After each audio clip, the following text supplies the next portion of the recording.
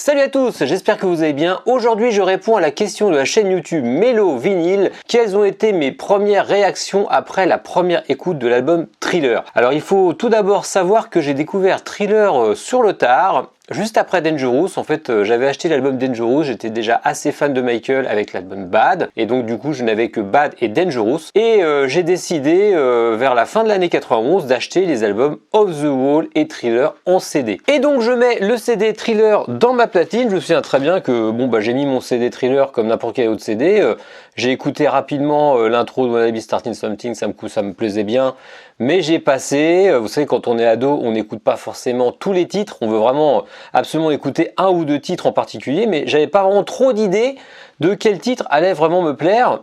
Et puis je me souviens que là j'arrive sur Beat It, j'entends l'intro là, et là je bloque, et cette écoute me réactive un souvenir que j'avais dans la tête, quoi. C'est que Beat It, je l'avais très certainement entendu plusieurs fois quand j'étais enfant.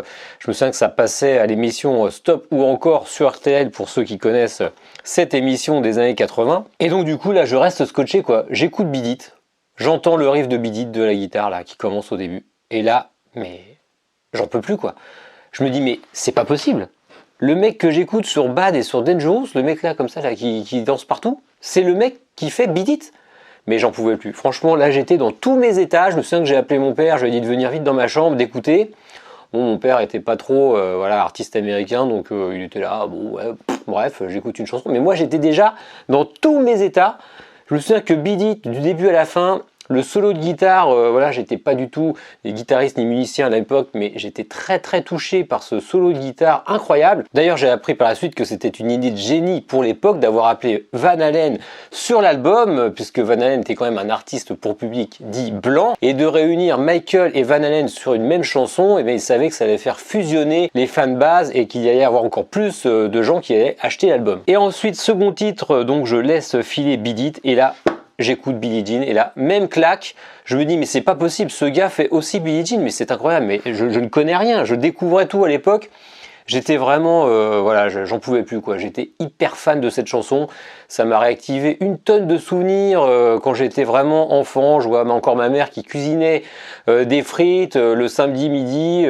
Et puis il y avait cette musique en fond. C'était vraiment la bande originale de ma jeunesse, quoi. Billie Jean, incroyable. Et puis pour finir, je me souviens que j'ai aussi une grosse claque. Human Nature, pareil. Human Nature, ça fait partie de mes chansons préférées que j'adorais aussi quand j'étais enfant. Alors j'avais complètement zappé cette partie de ma vie. Et donc je vous avouerai que après les autres titres de l'album, j'ai appris à les aimer, à les découvrir. Même Thriller, et bien finalement j'étais un peu passé à côté de ce titre, encore dans les années 90-91, et il m'a fallu 1 à 2 ans pour vraiment écouter l'album du début à la fin et vraiment apprécier les titres à leur juste valeur, parce qu'il y a vraiment des titres incroyables.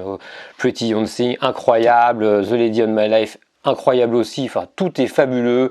Il y a juste le duo avec Paul McCartney, personnellement j'aime pas trop ce duo, mais bon, après tous les titres c'est vraiment du grand art, c'est vraiment un album parfait. Donc après effectivement, soyez sympa avec moi, à l'époque j'ai découvert cet album, j'étais adolescent, j'avais pas l'oreille que j'ai maintenant et je n'avais pas le jugement d'adulte que j'ai maintenant, mais c'est sûr qu'après plusieurs écoutes, on se dit que cet album est parfait, il n'y a aucun temps mort. Et pour les connaisseurs, vous l'aviez sûrement reconnu, ce pressage japonais Master Sound.